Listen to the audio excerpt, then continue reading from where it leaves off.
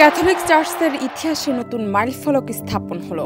যুক্তরাষ্ট্রের নাগরিক Robert Francis provost নির্বাচিত হয়েছেন রোমান ক্যাথলিকদের নতুন ধর্মগুরু হিসেবে।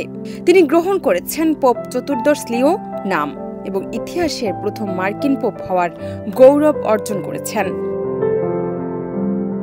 গেল ৮ মে ভ্যাটিকান সিটির সিস্টিন চ্যাপেল থেকে সাদা ধোঁয়া উঠতেই বিশ্ববাসী জানতে পারে ১৩৩ জন কার্ডিনালের গোপন কনক্লেভে চূড়ান্ত সিদ্ধান্তে পৌঁছানো হয়েছে।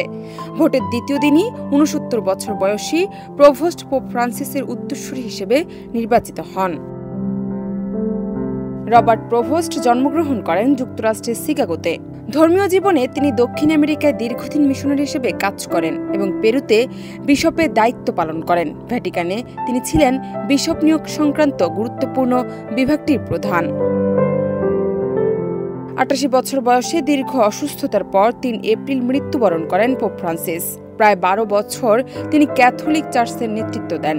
ইতিহাসের প্রথম লাতিন আমেরিকান ও যাজক সম্প্রদায়ের বাইরে পোপ হিসেবে তার নেতৃত্বকাল ছিল মানবিকতা, পরিবেশ সচেতনতা ও সামাজিক ন্যায়ের বার্তায় সমৃদ্ধ। ৬ এপ্রিল সেন্ট পিটার্স বাসিলিকার নিচে তার অন্ত্যেষ্টিক্রিয়ার অংশ নেন বিভিন্ন দেশের রাষ্ট্রপ্রধান, ধর্মীয় নেতা ও লাখো বিশ্বাসী। রাষ্ট্রীয় মর্যাদার আয়োজিত এক অনুষ্ঠান ক্যাথলিক গির্জার ইতিহাসে এক আবেগঘন অধ্যায় হয়ে থাকবে। বিশ্বজুড়ে ধর্মীয় রাজনৈতিক বিভাজনের সময় দায়িত্ব গ্রহণ করেছেন পোপ চতুর্দশ লিও।